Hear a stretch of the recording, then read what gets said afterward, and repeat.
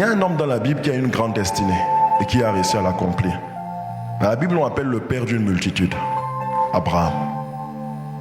Il a compris quelles étaient les lois, il a observé les lois de Dieu, comme dit l'apôtre Ivan, et il a suivi la voie de Dieu, le chemin de Dieu. C'est un homme qui avait un cœur obéissant, parce que c'est un des plus grands secrets, en fin de compte, pour réussir avec Dieu. Un cœur obéissant. Dans Hébreux 11, verset 8, on te dit à propos de lui, c'est par la foi qu'Abraham, lors de sa vocation, il a obéi et il est parti dans un lieu qu'il devait recevoir en héritage. Il avait réussi à accomplir la promesse. Parce que pour accomplir la promesse, tu comprends, tu as déjà compris, il faut avoir un cœur entier à Dieu. Et chez lui, la promesse s'est manifestée après 25 ans. Pourquoi? Parce que on l'appelle le père de la foi. En fait, pourquoi on l'appelle le père de la foi? Parce que tout ce que Dieu lui disait de faire, il le faisait aussitôt. Sans discuter, malgré les blessures, malgré une vie compliquée. Tout ce que Dieu lui disait de faire, il le croyait. Lorsque Dieu lui a dit quitte ton pays, il a quitté son pays. Lorsque Dieu lui a parlé de circoncision, il a circoncis tout le monde, même les serviteurs. Lorsque Dieu lui a dit sacrifie ton fils unique, il a sacrifié.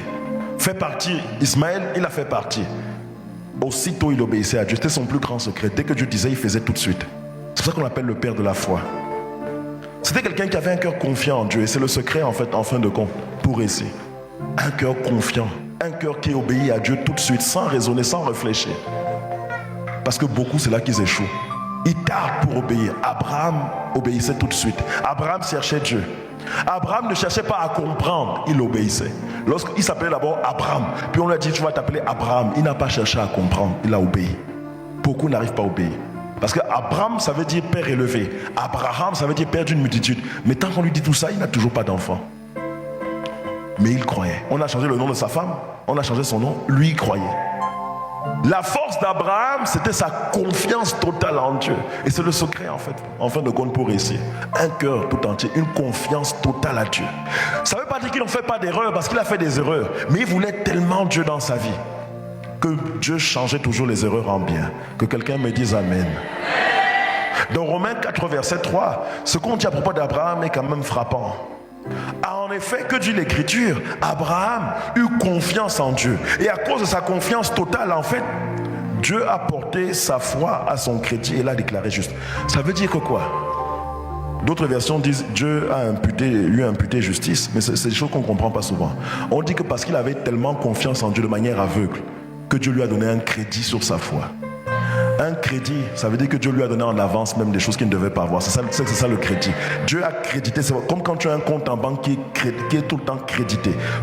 Pourquoi? Parce qu'il avait la foi. Beaucoup de gens, Dieu n'arrive pas à te créditer parce que tu n'as pas assez de foi. Tu ne lui fais pas assez confiance. Tu as encore un raisonnement compliqué.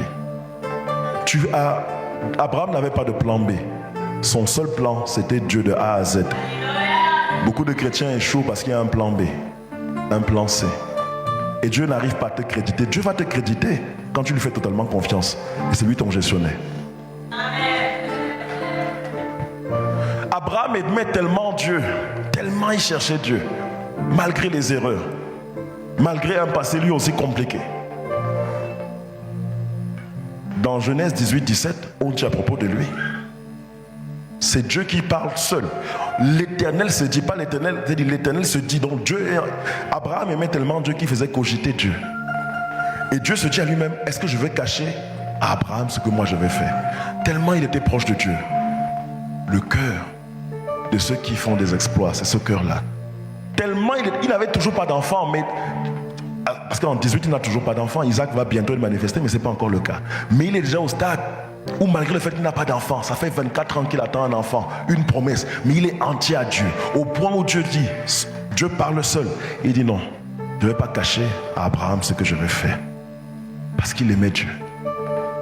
Dans Jacques 2, 23, on dit à propos de lui, ainsi s'accomplit ce que l'Écriture déclare à son sujet. Abraham, toujours la confiance, a eu confiance en Dieu, et Dieu, non, Jacques 2, 23, ah oui, c'est ça. Et Dieu, en portant sa foi encore à son crédit, encore une fois, l'a déclaré juste et il l'a appelé son ami. Abraham est devenu l'ami de Dieu, l'intime de Dieu. Comment quelqu'un fait pour être appelé l'ami de Dieu? Pourtant, il n'avait toujours pas d'enfant. Au point où Dieu ne lui cache rien. Au point où Dieu lui révèle tous ses secrets. Malgré le fait que la promesse tarde.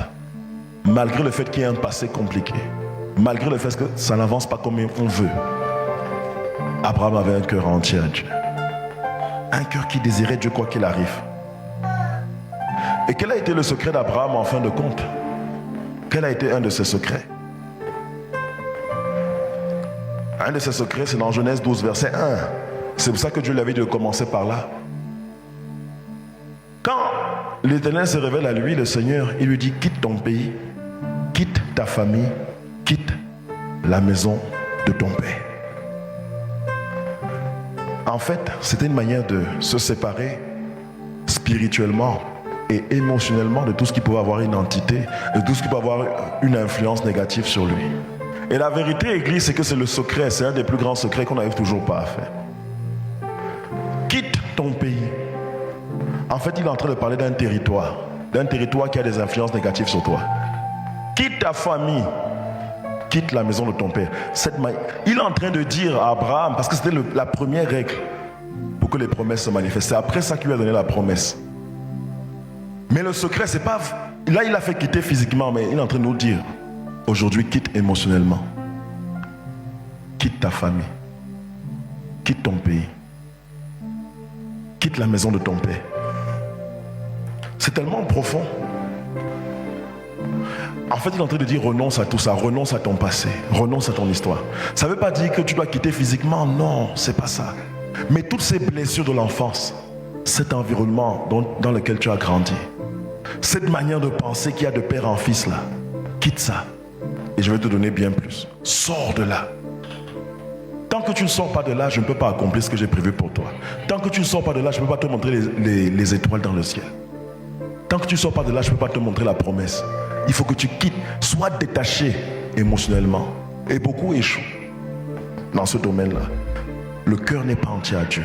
Et beaucoup, parmi nous, il y a donc des Salomon, il y a des Absalom, il y a des Amnon, des personnes qui aiment Dieu, oui, mais qui font pire finalement, qui reproduisent la même chose que leurs ancêtres. C'est pour ça que Dieu a commencé en disant: quitte, détache-toi.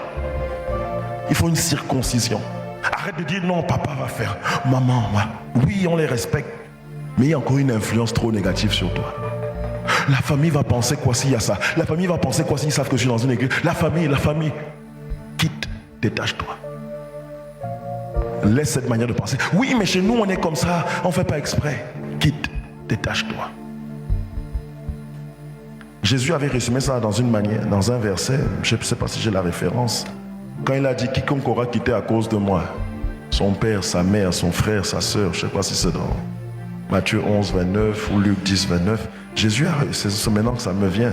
Quiconque aura quitté à cause de moi son père, sa mère, son frère, sa soeur, ses terres, recevra le centuple dans le siècle présent et la vie éternelle également. Jésus a déjà tout résumé. En fait, c'est la loi du renoncement. La loi pour dire: je n'abandonne pas, j'aime ma famille, j'honore mon père, ma mère, oui. Mais Père, Seigneur, je suis prêt à tout quitter pour te connaître, tout quitter pour te rencontrer, me séparer de ce qui influence mes émotions pour vivre pleinement la vie que tu as prévue pour moi. Et Seigneur dit à quelqu'un aujourd'hui: quitte. La maison de ton père a encore une trop grosse influence sur toi. Quitte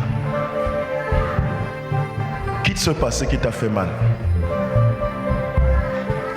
Avoue-le, confesse-le. Quitte ces expériences que tu as vécues. Dénonce-les.